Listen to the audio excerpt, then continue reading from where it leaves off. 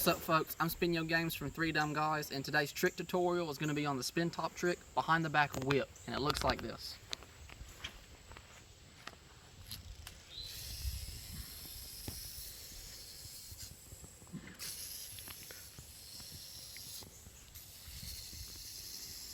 Alright folks, we had a little technical difficulties in the process of him doing the behind the back whip. The top came down and busted his knuckle. Trust me, I wasn't lying when I said these things was a modern weapon. You gotta be careful when you're playing with these things. It can do anything to you.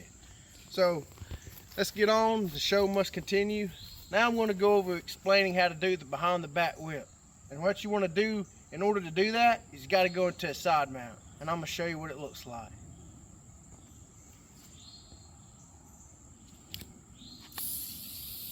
Now I'm in my side mount. I want to wait till the top gets like that, faces me, and I'm pulling up like that. Now I'm not trying to land the trick at all right now. I'm showing you the motion. Notice how I tugged up, making the top jump up like this and go behind me. But as I'm tugging up, I'm doing this motion. So you want to tug. There's a slight pause right there, so it's, and then you're going like this. So it looks like this in full motion. Hey folks, sorry to interrupt your video, but you have to do a slight pause when you're doing the behind the back whip, because if you try to do one motion, this top's not going to come off the string. It's going to sling the top up, and you're probably going to hit yourself, or it's going to sling it somewhere. Nobody wants that. Just thought I'd let y'all guys know. Hope everything is good. Y'all like the video. Let's get back to the tutorial. See how the rope whips up behind me?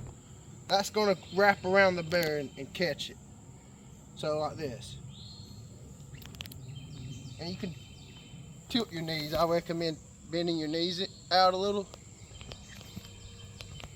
And you really can't see it. So you have to just build up a feel and muscle memory for it. And one of the hardest damn tricks we've pursued by far. Now, cut the video until me land doing the trick.